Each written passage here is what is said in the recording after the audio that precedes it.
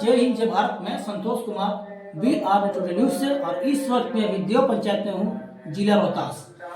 और आज हमारे साथ यहाँ के जो पंचायत समिति जी हैं वो श्रीमती सीता देवी जी हैं और उनके प्रतिनिधि हमारे साथ बैठे हुए हैं माननीय विनोद कुमार सिंह जी। तो आइए जानकारी लेते हैं कि इनकी पंचायत घड़ी कहाँ चली है, कहाँ तक अटकी है। सर सबसे पहले स्वागत है आपका सर चैनल में। सर सबसे पहले अपना परिचय दीजिए सर। हमारा नाम विनोद कुमार सिंह हुआ जी। हम देव पंचायत के BDC के अभिभावक हैं। ये तो सर कि अभी पंचायत में कौन कौन सा कार्य सर अभी अब तक कर चुके हैं सर? हमारे पंचायत में सबसे पहले हम काम किए कि जो 20 सालों से जो इस पंचायत में गरीब मोहल्ला में माने जाने के लिए रास्ता नहीं था, टूटी फूटी सड़कें थी, रास्ता थी, उसको हमने ढलाई करवाया। और ढलाई भी करवाया तो मतलब कि गुणवत्ता पूर्वक ढलाई करवाया। अभी तक जब देखिए 4 साल हो गया ढलाई कराने, अभी तक कहीं भी उसको दरार नहीं पड़ा है। मतलब कोई मिलावटी नहीं रहा, कोई मिलावटी नहीं रहा। और खासकर हम गरीब मोहल्ला में काम बड़ी बात है सर। खासकर हम गरीब मोहल्ला में काम कर रहे हैं, जो सदियों से उपेक्षित समाज है। उस समाज के गली में, उस समाज के लोगों के साथ में हमने मिलकर वो काम किया है इस पंचायत में। दूसरा चीज है कि सिंचाई संबंधी जो काम है, जो मतलब कि 20 सालों से इस पंचायत में न तो करहा की सफाई हुआ था, ना आहर की सफाई थी, ना पैन की सफाई हुआ था, ना बाहा की सफाई हुआ था। हमने अपने स्तर से मनरेगा से उन सारी करहा को, बाहा को, आहर को हमने सफाई करवाया मनरेगा के तहत। और जो हमको अपना मिलता है पंचायती राज विभाग से, सस्टम विभाग से जो भी हम लोग को मिलता है योजना, हम गरीब मोहल्ला में माने PCC ढलाई, कहीं नाली, ये सब चीज हम करवाए।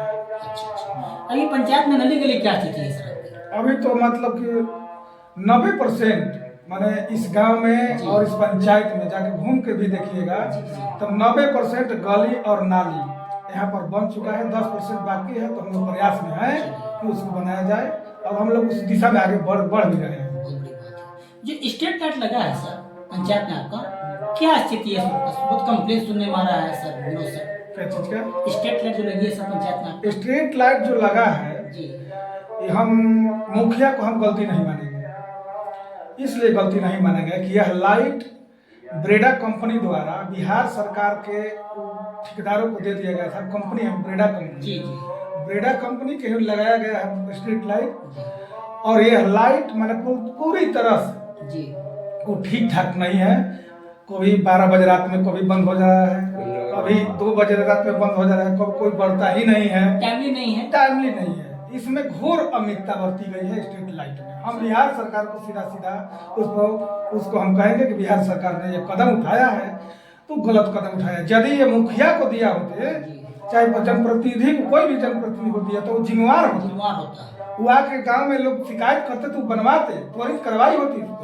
लेकिन जिस तरह से बिहार सरकार ने किसी कंपनी को ऑथराइज कर दिया स्ट्रीट लाइट लगाने में, तो ये कतई ठीक ठाक नहीं है। इसलिए इस तरह का बुरा स्थिति पूरे पंचायत में बना हुआ है।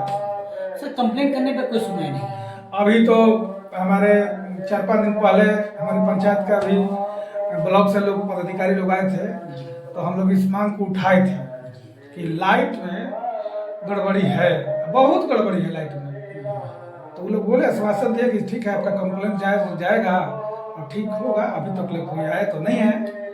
अच्छा सर, विनोद सर, आंगनबाड़ी जो ड्राई फ्रूट मिलता है 6 दिन का सर, और जो बच्चे SC/ST बिलोंग करते हैं, फाइन पढ़ते हैं प्राइमरी स्कूल में 1 साल तक, तो सर खुद जाके निरीक्षण कभी किए हैं क्या सर? हाँ किए हैं।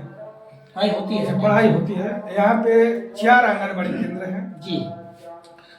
रेगुलर पढ़ाई होता है। जो भी सरकार के द्वारा जो मानक है, माने डेली जो मानक है कि इस बच्चा को क्या देना है, वो कमोबेश मिलता है। ये हम नहीं कह सकते नहीं मिलता, एकदम मिलता है। हाँ, उसमें कोई दिक्कत नहीं, कोई नो डाउट।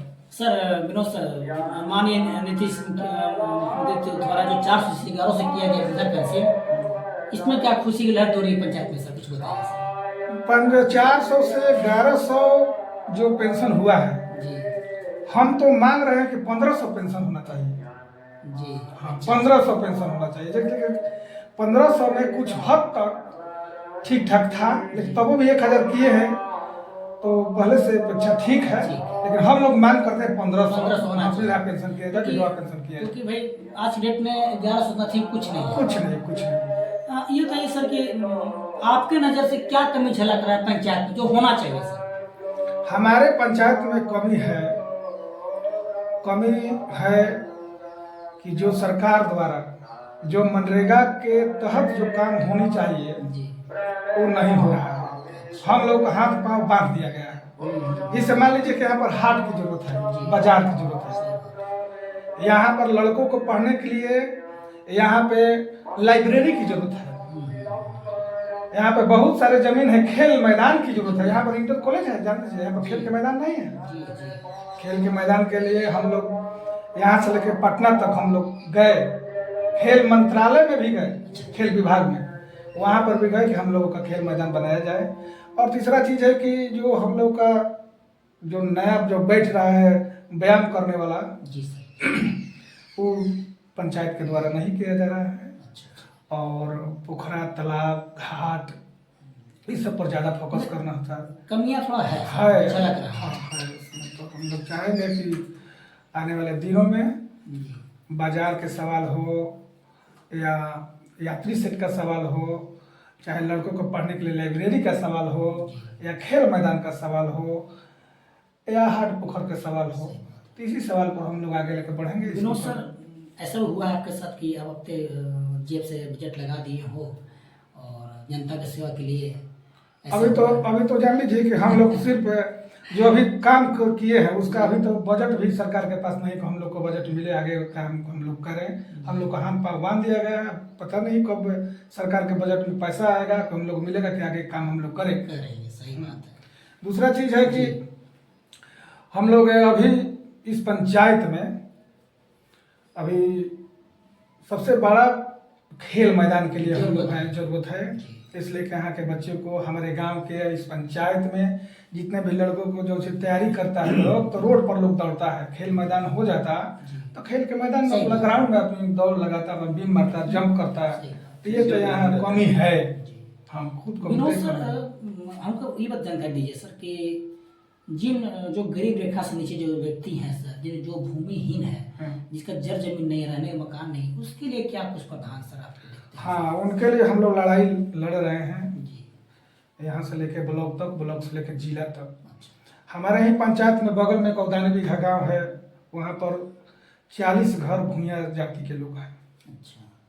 उन लोगों का अपने बसने का जमीन नहीं है, वो लोग शमशान के जमीन में बसे हैं। और हम लोग बार बार उनको जमीन का पर्चा दिलाने के लिए बिहार सरकार का जमीन खोज को दे रहे हैं, उन लोगों को मिला जाए। उन लोगों को आवास योजना में भी नाम है, लेकिन सवाल ये उठता है कि भूमि होगा तब ना आवास बनेगा। शमशान के तो जमीन में बनेगा नहीं।